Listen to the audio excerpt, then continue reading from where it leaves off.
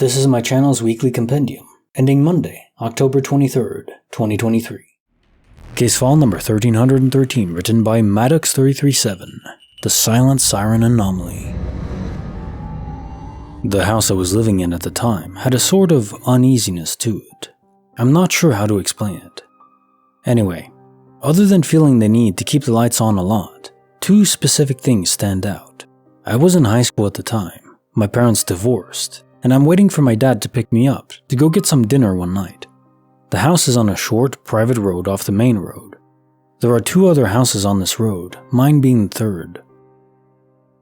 Okay, so I'm sitting on the stairs in front of the door, and I hear what sounds like the siren of a distant fire engine. Nothing abnormal there, but it keeps getting louder and louder to the point where I think, okay, it must be on the main road up the hill.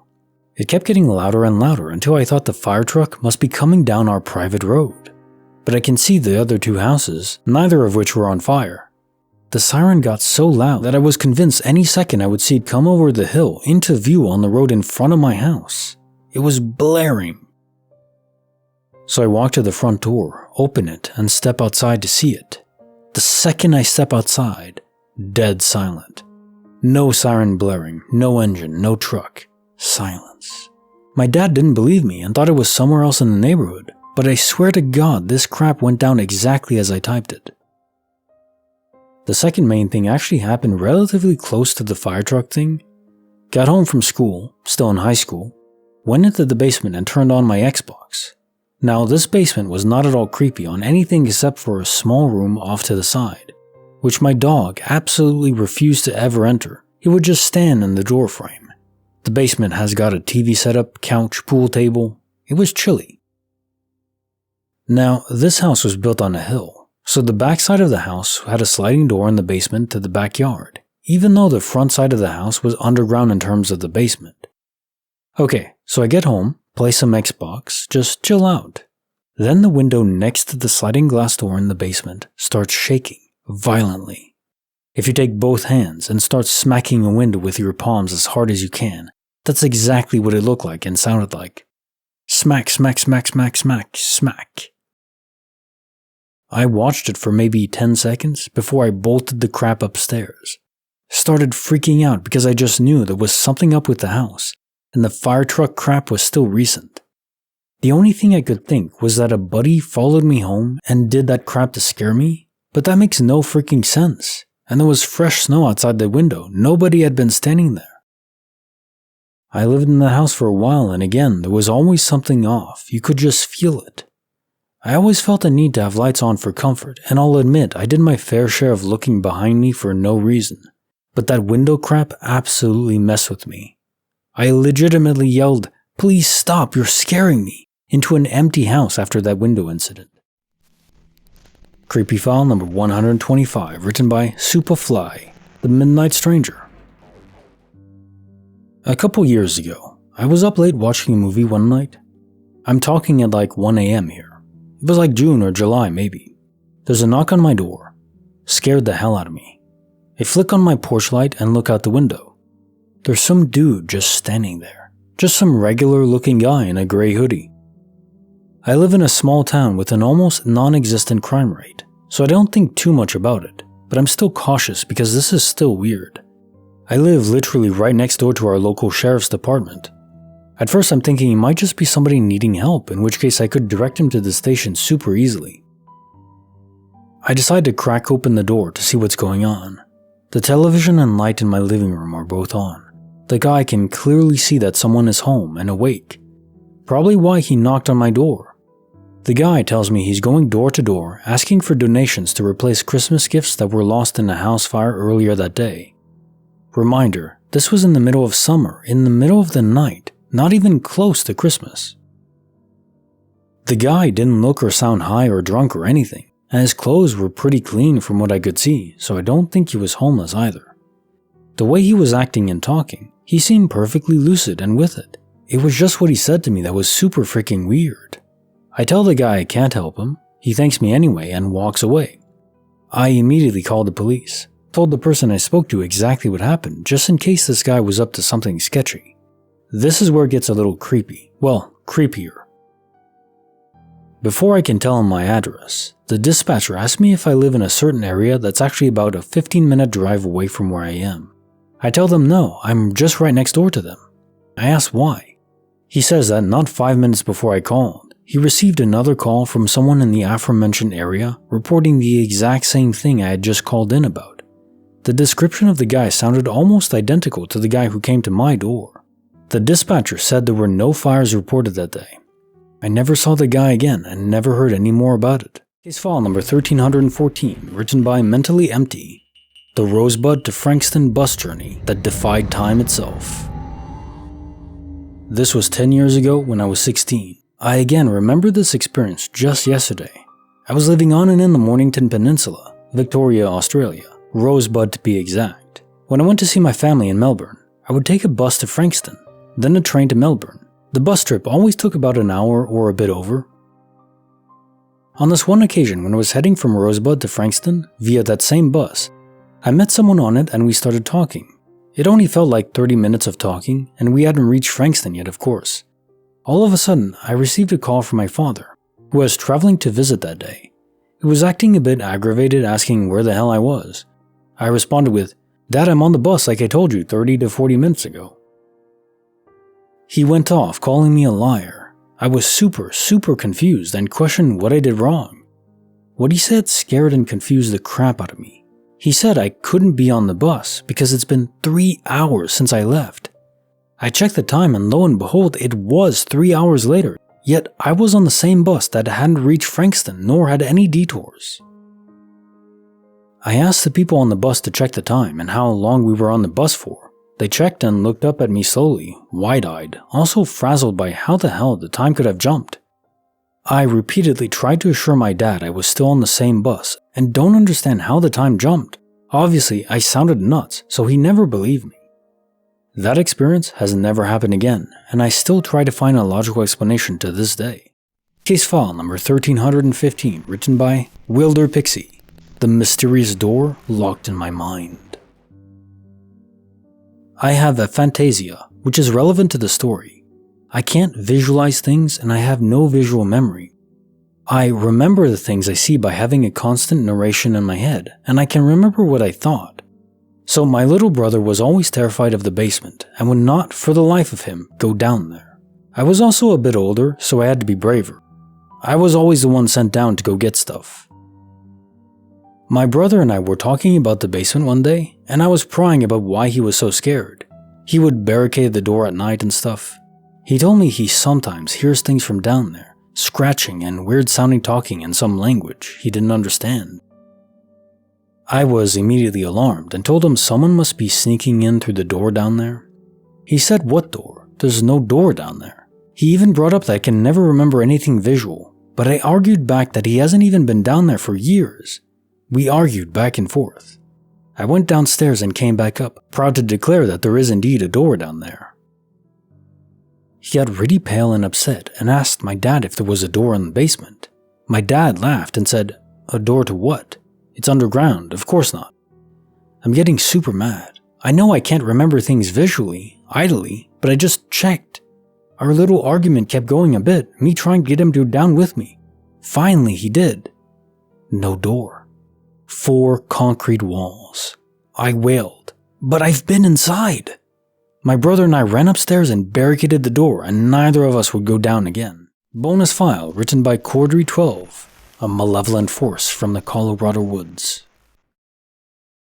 I was taking care of my parents' house in the woods of Colorado. I woke up in the middle of the night to this black figure standing over me, making a gurgling sound. Not loud. It sounded like it was far away. But the figure was inches away from me. I'm not a stranger to sleep paralysis, the demon in the corner type thing, but this was different. I couldn't move, which carried over, but I was trying. It felt like I was tied down. My vision started to go red, almost like when you're injured in a video game. That blood effect that moves in from the edges. All of a sudden, the figure fell on me. I could feel the weight pressing down on my chest. I couldn't breathe. I could feel my blood struggle to escape underneath it. Then it rolled off me onto the other side of the bed and started laughing, quietly, like it had just remembered an inside joke. but it was laughing in mock versions of other people's laughs, my mom's, my dad's, a few of my friends. It started to distort. It became the silhouette of my mom 5 years earlier. The laugh became a touch clearer, closer to hers. Then its hand slid over in my bed, very slowly, like it was nervous to touch me. It grabbed my hand and held on, fingers interlaced. It felt like solid fog, and it rolled like it was something liquid moving in waves underneath the surface. It kept holding on and kept laughing. Eventually the red in my vision faded into the full black, and I woke up almost a full 20 hours later. My body ached. It felt like my spine had been taken out and replaced. Moving was a chore. I had to relearn how to do all the simple things over the next hour or two, until it all crashed back into me. Case file number 1316, written by Lull. Even soup can vanish. I was living alone just after breaking up with my girlfriend at the time. It was a bit of a messy breakup, and she took her name off the power bill. When I got home that day after work, I discovered the power had been switched off. Sick.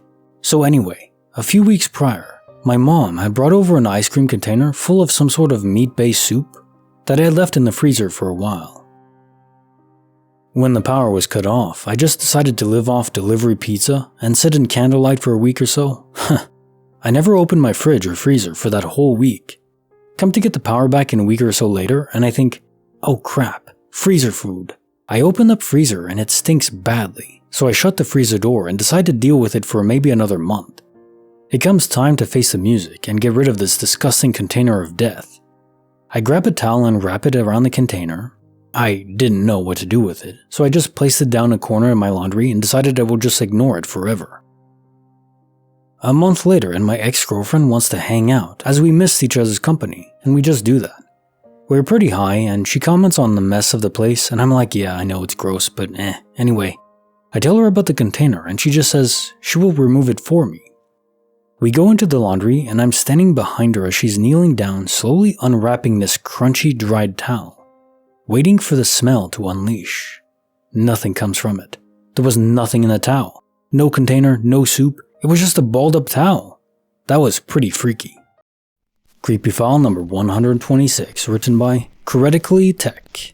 The first clue, Chapstick. I came home and there was a tube of chapstick sitting upright on the kitchen counter. I don't use chapstick. I never buy it. Hadn't had anyone over in weeks. Everything was locked. It just seemed like it must have come from nowhere. Then later I got a phone call. I used to answer the phone by saying, "This is my first name." When I did, the person on the other end said my last name and then hung up. The phone call came from the area code that I was living in, despite me having an area code from another part of the country. I called the number back, but they would just answer and hang up. I waited a few days and called the number again, but this time from a payphone in another city. They picked up and said my first name. I said, "Yeah," and they hung up again. How did they know it was me calling when it was from a payphone in another city? I paid for one of those "who's calling me" services to find out who the number belonged to. It was just some guy. When I googled his name, the only result I got was a blank webpage where if you scrolled to the bottom, it had his name and phone number. I couldn't find any address or background information for this person. Afterwards, my phone would go roaming whenever I tried to make a phone call. This all freaked me out. I got the feeling like I was being watched or followed. I decided to move into a new apartment. On the day I was packing my things in the moving truck, a helicopter showed up and hovered over my home for a few minutes. It wasn't high up either, it was really low, directly over my house.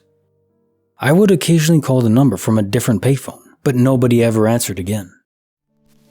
Bonus file written by Rio Star Wow, the Trampoline Specter. I grew up about 20 minutes outside of town.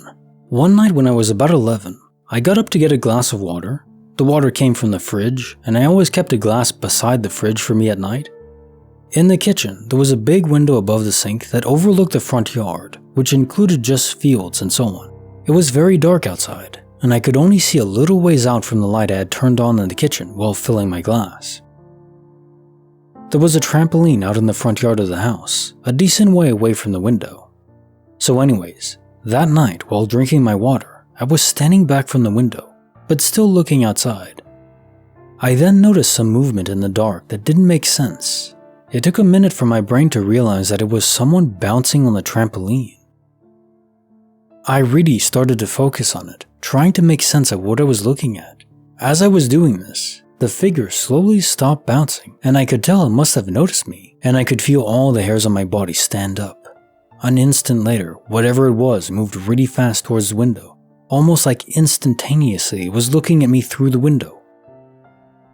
I only looked for a second, because this all happened very fast, but from what I recall, my brain registered it as a human face, but that something didn't feel right. I took my cup with me to my room and had a bad time trying to sleep. I never turned on the light while getting water at night again, and never looked out the window while drinking the water either. So many weird things happened in that home. Case file number 1317, written by Anonymous. The night the sky caught fire. This happened back in the mid-80s. My sister's ex-boyfriend and I, we were still on friendly terms as they shared a child, were driving home from San Bernardino. We were traveling west on Interstate 10. It was around 8:30 p.m. or so. We both noticed a really bright light, look sort of like flames, to our direct right. There were fields to our right. We felt a little rumble. Then we saw, both of us, although I was also driving so I had to be careful, a missile or something literally flying up into the sky from the ground. We weren't drunk or high, we were just surprised. We saw other people looking over to the right as well from their cars. 2 cars actually pulled off the freeway to the side.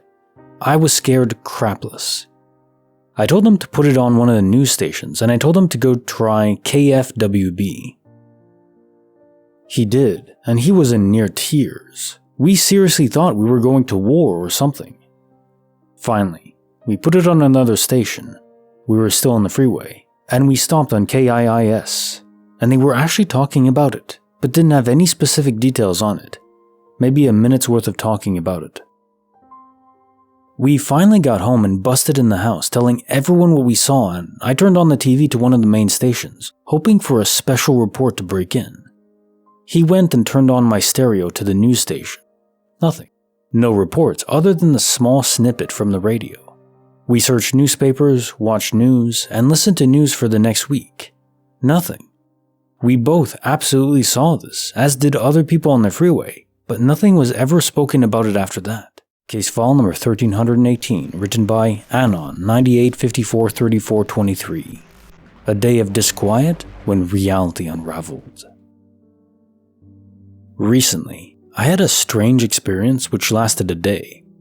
Throughout the day, I kept noticing little things out of place, or finding something in a spot I thought I had left somewhere else.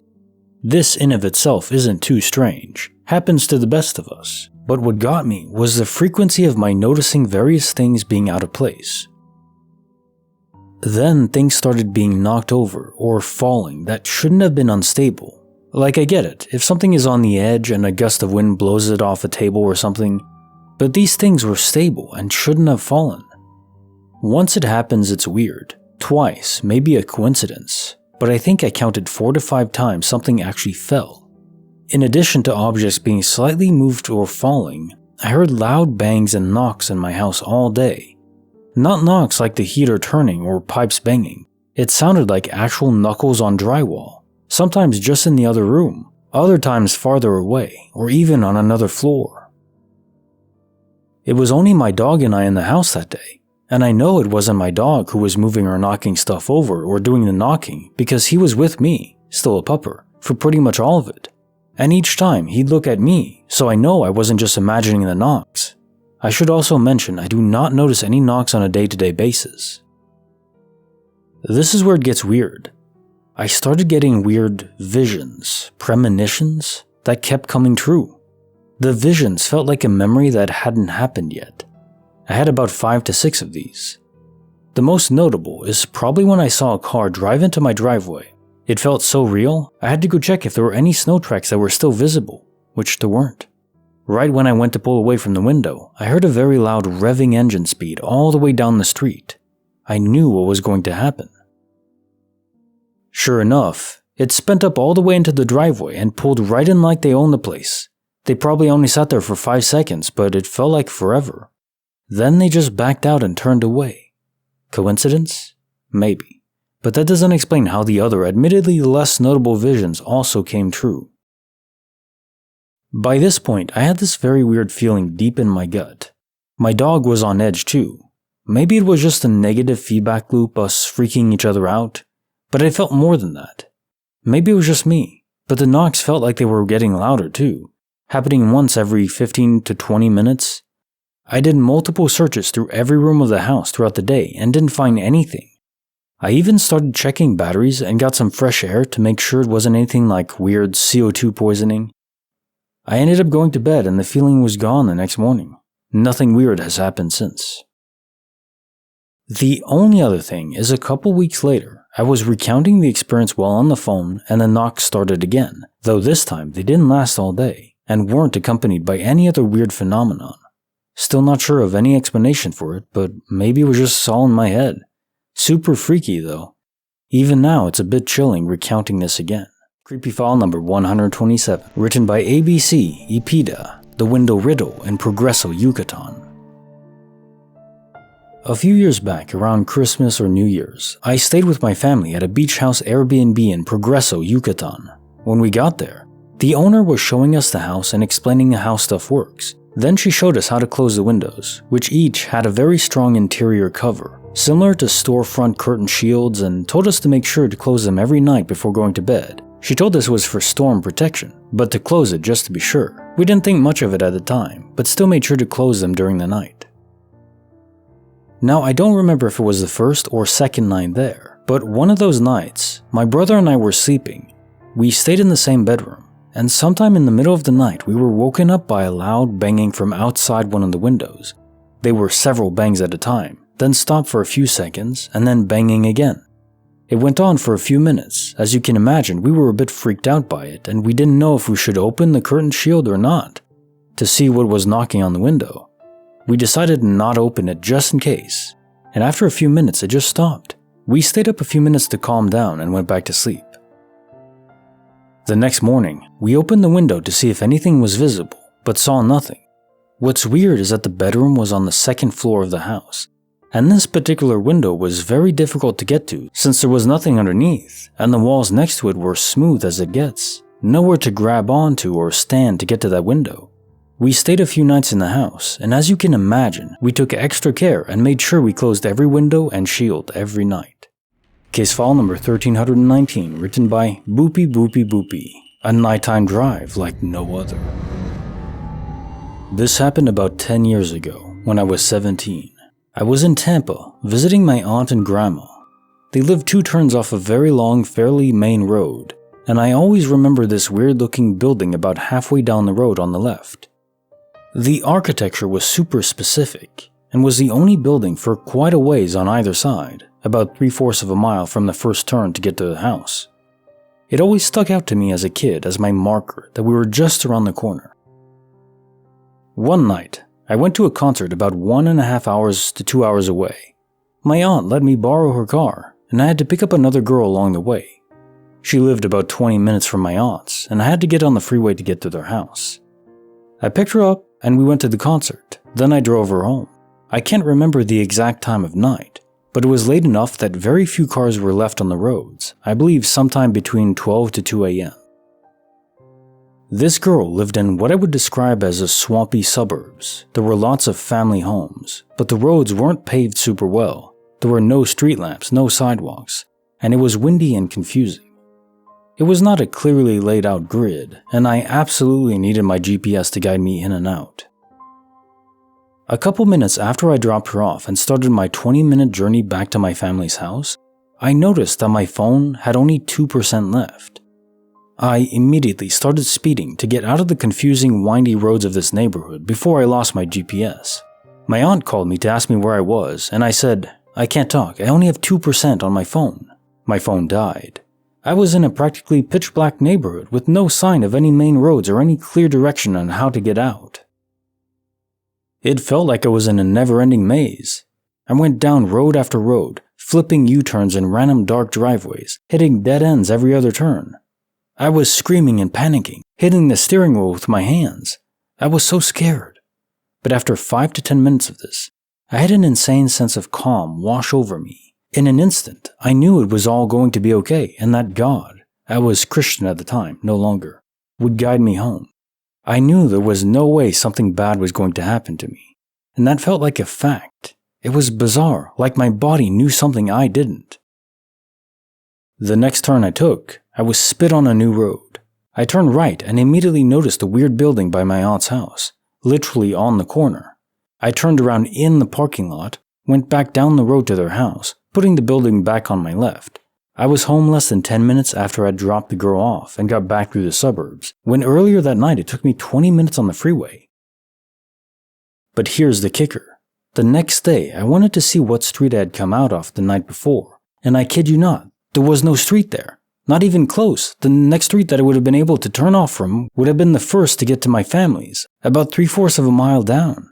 But when I turned onto the main drag the night before, the weird building was immediately on my right. This has always been such an insane memory of mine, and I know whoever I tell it to thinks I must have just missed the street somehow. But I went through every possibility and it just wasn't there. That, on top of it taking me a significantly shorter amount of time to get home from that girl's house, especially after panicking and going down random dead ends, adding 5 to 10 minutes at least. Plus getting home in that amount of time through a neighborhood when before I had to take the freeway to get to their house, and the inexplicable knowing that I was going to be alright, and the literal next turn putting me on the literal only landmark I know in that area. I literally feel like I was transported. Bonus file written by Delta Juliet 57, The Mysterious Ancestral Estate. Our grandparents have this ancestral house that we used to spend the first week of summer vacationing in. When we're there, we usually stay in the guest house because it is newer and more comfortable. Beds are new, there's hot and cold water, big TV, etc. And frankly, the old house is also a bit scary, given that it's old and no one really has lived there for years. Only the caretakers are there the rest of the year, and they have their own little place on the side of the property, so they don't actually live in the old house. One time, us kids were playing. I happened to look at the direction of the old house, and I find my younger cousin standing on the second floor ledge. I immediately called for help. Eventually, we got him down safely. When we ask him how he got there, he has no memory of the whole thing. The last thing he remembers is that he was riding his bike. The next thing he knew, everyone was calling him, panicking, and trying to get him down. We also couldn't figure out how he could have gotten there because he was around 7 or 8 at the time and the ledge is on the second floor, so there's no way he could have reached it. The only way to get to it is using a ladder or through the library window. There was definitely no ladder nearby because the caretaker had to run to the garage to get the ladder. There's also no way he could have gone through the library because it is locked and the window has been practically bolted shut because no one has opened it in years. We never figured out what happened. To this day, my cousin still has the hole in his memory, but he said he has random dreams about a disenchanted voice coming from the library window calling his name. Case notes for the file 1313, The Silent Siren Anomaly. This is classic multiversal shenanigans. And it affected the entire localized area because your dad heard it too. So the siren was coming, you heard it, but it was out of phase. It's almost like those portals where those crossover events were through the multiverse, but nothing comes through exactly, just sound. Sound, smell, like when a dog or a cat is observing a specific area. They know something is there that shouldn't be. And it's crossover from another universe where there's stuff going on there that isn't happening in this one. In this case, it's just sound, and what is sound? It's just reverberations in the air, or any material, so that could easily cross through a portal, nothing else crossing over, and I don't think it's large enough even for an actual fire truck to cross over, in my guess. So you get stuff like this. Pretty disturbing to hear something that isn't there, but nothing to really fear. Case notes for the creepy file 125, The Midnight Stranger. This is extremely disturbing. More than most supernatural stories I read. Middle of July, someone's asking for Christmas gifts at 1 a.m. I can tell you now, I would not have opened the door, even if the person knew I was there. I mean, better to leave the barrier of the door, fully secured. But it really makes you wonder, what was his goal? Because he just left. You are alone. Maybe he thought more people were there? But then the other report, that the dispatcher mentioned something like this happening far away, but there was no violence reported, at least not that you mentioned, that the dispatcher told you. It's just some strange person going around. Maybe they were actually high and you just couldn't tell. Or it could even have been a person out of time. Maybe they, from their perspective, it wasn't even 1 a.m. Maybe it was like daytime near Christmas for them in a different universe, that it was out of sync in time. You know, most multiverse universes should be in sync, operating at the same time, but maybe sometimes they don't. Maybe sometimes people can come from different points in time, crossing over. They are space-time portals. Let's not forget the time factor. And now time for the quote of the day. Life moves pretty fast. If you don't stop and look around once in a while, you could miss it. Ferris Bueller. Well, as the other adage goes, stop and smell the roses, and also have some coffee with you. There's nothing better than waking up in the morning, having a coffee, and just enjoying a view. That's it. You don't need anything else. Well, after breaking the fast with some delicious breakfast, that'll do. But I think a lot of people are stuck in this rat race where nothing else matters besides going as fast as possible in the most efficient path possible. But living like that, you're never gonna bring forth those memories from the last quote. You're on your deathbed and you have memories that say, that was worth it. I actually lived life. And honestly, it's those small moments, especially with someone you love, that really make it worth it. So have those small moments. Don't miss life. Case notes for file 1314. The Rosebud to Frankston bus journey that defied time itself. Okay, this one was definitely a space-time portal event, because everyone on the bus experienced the same thing. They were all dumbfounded by how much time had passed. So internally, you were transported ahead of time by, I guess, 2.5 hours, and externally, everything was normal. It's so amazing how frequent these portals are popping up all over the place. If anything, they're getting more frequent. It makes you wonder, what is the catalyst for them? Where do they come from? Is it an actual experiment by aliens or our own military, our own government, or are they just natural phenomena? If they're natural phenomena, there would be a lot of stories from people in the past, well before all this technology. I think there have been some. My guess is they're natural phenomena that the military has been studying, and now they've developed technology to specifically target locations, to tether them, almost like the Portal game where you can connect two locations, or periods in time as well. I don't think all of these are random, but some of them are. Case notes for file 1315. The mysterious door locked in my mind. This was interesting, and especially bringing up aphantasia, which is something I've never even heard about before this, where you can't picture things in your mind.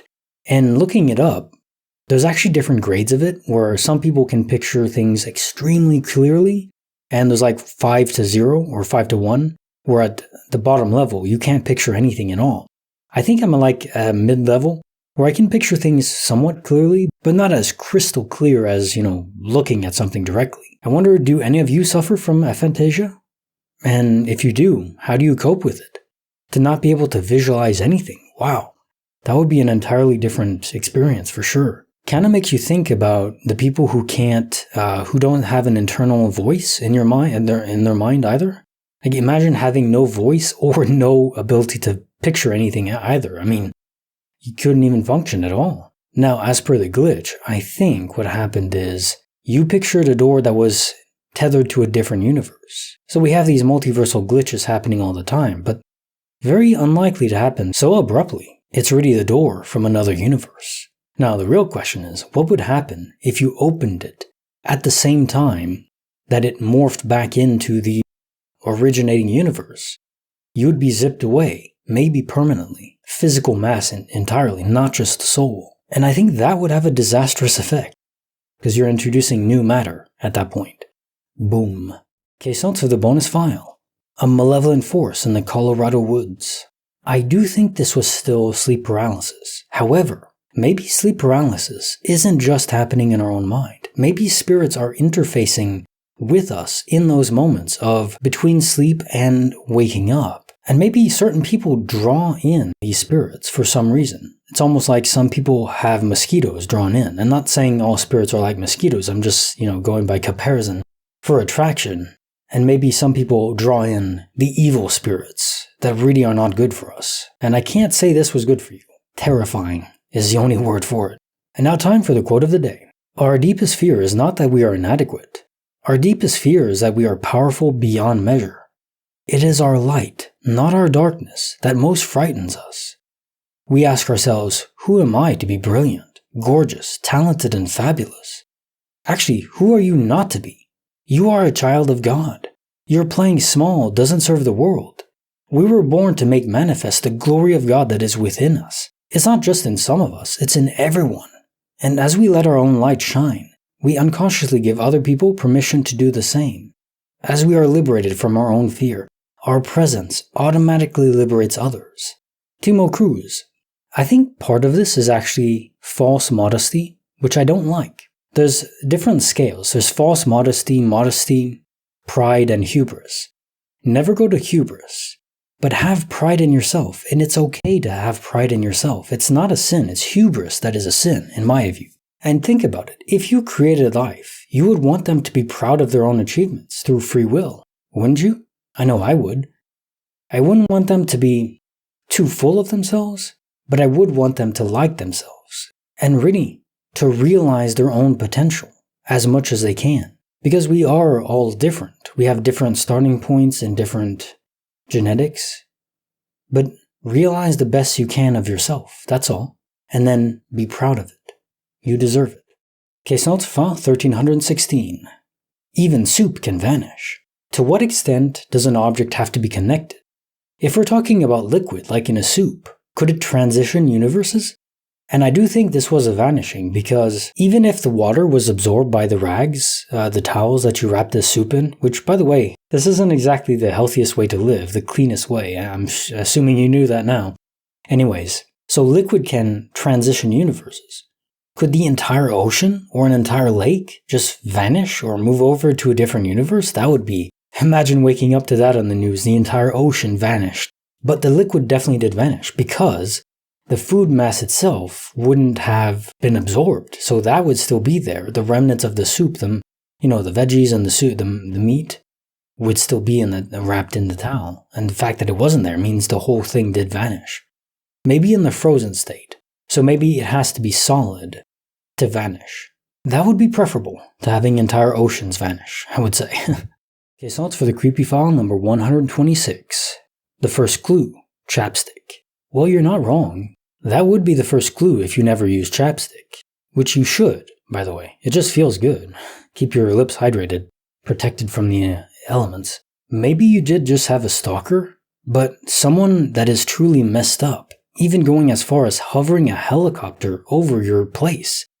And how did they know when you called from the payphone in another city? Unless they were just answering the phone and always saying your name. Maybe that's the case. Whenever someone called in. That would be the only way I can think of, but it's creepy like hell. I would be dipping states for sure, not living in the same place, maybe even changing your name. Which is a good way to deal with stalkers, by the way. You can legally change your name. Sometimes stalkers have friends within cell service providers or other utilities where they can always know where you're going because they have relayed information from those places. So keep that in mind. Case notes for the bonus file. The Trampoline Specter. In some movies where there's a spirit or a zombie or something and they just accelerate the video, you see it move extremely quickly right up to the window, pressed against this glass. I would not be able to handle that, I have to admit. The fact that you actually managed to go back in your room and sleep after that, even if it was a human being that just moved super fast, that would be enough to send me to another place entirely. Get a hotel at least. And now time for the quote of the day. You know, the ancient Egyptians had a beautiful belief about death. When their souls got to the entrance of heaven, the guards asked 2 questions. Their answers determined whether they were able to enter or not. The first question, have you found joy in your life? The second question, has your life brought joy to others? The Carter Chambers. Well, I think most people would answer yes to the first one, the first question, especially in modern times, but not everyone, which is very sad to think about.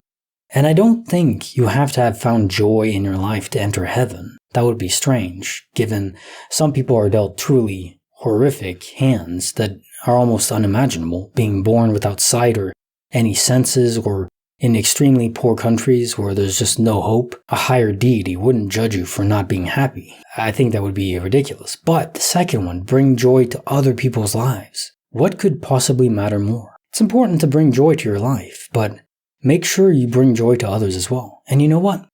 In doing so, it's the most miraculous thing. You get more joy in return. Not even transactionally. It just tends to happen. I don't know if it's karma. Karma's an interesting idea. I don't know if it's exactly karma, but something along those lines is very valid and true. Try it.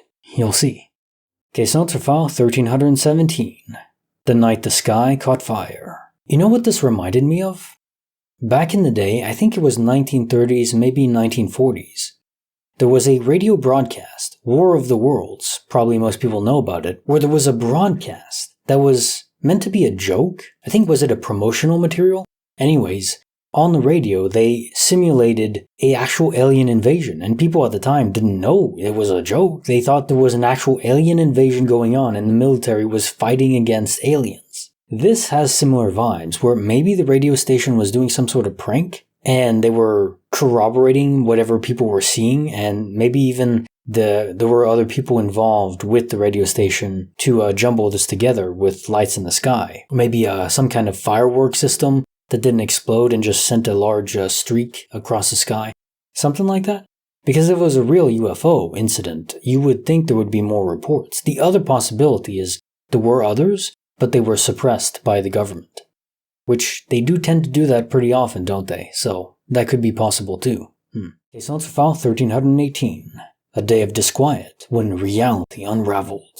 You know, what if it was your own mind that was sending out tendrils of energy that were making things fall over? Maybe it wasn't some other spirit, and I go to that place because in the future, you started having visions through your mind that was interpreting future information. My guess is people whose brains are capable of interpreting that in future buffered reality information, they're capable of a lot of other things too. I like to think of the X-Men, where there's mutations that are not always apparent and not always necessarily useful, but some are truly useful. And of course, these mutations have to be boundaried within the laws of physics, but who's to say we know everything that is possible? I'm not prepared to say that. Maybe it's just your mind that was almost spazzing out, unable to function, to ride the bicycle that you were slowly learning that you had access to. Extremely powerful, if the case. Notes for the creepy file, number 127. The Window Riddle in Progreso, Yucatan. Well, if I had to guess, I would say this is related to some sort of animal that was knocking at the window, maybe a bird or something, because there's no way to climb it. There is no other human that could, unless it was an actual human that brought a ladder just to bang on a storm shield for some random house in the middle of nowhere. It isn't impossible. People are crazy and weird, but it just doesn't seem very likely to me. So I would guess a type of animal that did this. Still creepy though. I would not have opened the window myself. And now time for the quote of the day. I love deadlines.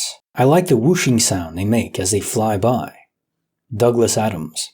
I actually connect a lot with this quote because while I am a meticulous person, and I do set my own schedule, it's one thing where people who work from home or are their own boss or run a YouTube channel in this case, technically I can work whenever I want. There's no necessary, as long as I follow my own self-imposed schedule where I upload 5 times a week, and also the horror story on Sundays and the weekly compilation. As long as I get all of that done, I just work whenever I want to, but I still tend to confine myself in specific blocks, which days I work, which days I don't. Otherwise it feels like I work every day, which is weird, but still, I'm human like everyone, and I have days where I procrastinate. I just say, I don't want to do anything at all. I don't want to edit, I don't want to record, I don't want to do anything. Today was actually one of those days, but I still did it anyways because I just want to have it done. It's funny because I love what I do, but no matter what it is you do, even if you enjoy doing it, if you feel like you have to do it, there's a little rebel in your mind that says, I don't want to. There's like a brat that just says, no, just because. You have to fight against that part of your mind sometimes, that little brat, lock it up. Say, no, you're not the boss of me, I'm the boss of me. Seems to work, I guess. Case notes for file 1319. A nighttime drive like no other. So it was almost like you were indeed in a maze of roads that were not cleared, not paved, not known. It reminds me of in Harry Potter and the Goblet of Fire, towards the end, the maze test, where the maze itself was changing. Now, I don't think the physical reality of the maze was changing, but maybe you were switching between universes where in different universes, roads were there where in others they weren't, and then eventually you came back to your real universe, but you moved through space itself too. And I think in these transition points where we are traveling between universes, this is accomplished via space-time portals, and sometimes those portals just take us in the same universe. If we traverse back and forth, then we have to deal with the fact that we are getting transported, and time itself can be messed with too. So I think that would explain how you had this discombobulating experience where you were in a different place, where you exited a road that wasn't even there the next day when you went back to check. It was in a different universe. You couldn't find it here. But no matter the explanation, it would never feel safe to drive in that area again. Case notes for the bonus file. The mysterious ancestral estate. So someone took physical possession of your cousin. There's no way he could have done it himself, and even more evidence is towards the end of the story where he says that he heard some voice calling to him, at least later in life when he thought about it. Isn't it crazy that we can be possessed this way? Then you think about how this could potentially connect to people who sleepwalk. Maybe they're being possessed by spirits, and it's easier when someone is sleeping to take control of their body. But maybe not full control. When people sleepwalk, they tend to repeat a certain pattern, and it usually relates to their own personality, but not always. Maybe they find themselves doing something weird, like flipping a light switch, or looking at themselves in the mirror, or even doing more advanced tasks that shouldn't be possible in a sleep-like state. A possession event from a spirit. I wonder if that spirit had jumped from the high-up ledge there in their own life, and now, again, just repeating that pattern as spirits tend to do. That would be very sad. At least you got him down, though. Happy ending as it goes. And now time for the quote of the day. You can fool some of the people all of the time, and all of the people some of the time, but you cannot fool all the people all of the time. Abraham Lincoln. So the first thing I want to say to this is no one is immune to propaganda or lies or being tricked. So if you are tricked or fooled and later on in life you realize, yeah, I messed up, I believed something that wasn't true, I was led by emotion or any other thing like that, it's okay, as long as you admit it to yourself and to others. If you mess up, just admit to it, own it, and then improve and try to not fall for it again later on. You see a lot of this in politics, of course, but not just politics itself, but events that push us into, like 9/11 and the war that, came after that. It was mostly led by emotion. It is a question on what we should do when we're attacked, but I think those decisions shouldn't be made in emotion. And now with more recent events that I don't even want to mention, just inevitably it just ends with a lot of innocent people dying, and I just find that very sad. But the silver lining is, in the long term, you can't fool everyone all the time. The truth will out eventually. That's something good to rest on. Like the video, subscribe, hit the bell. Kinetic Symphony signing off.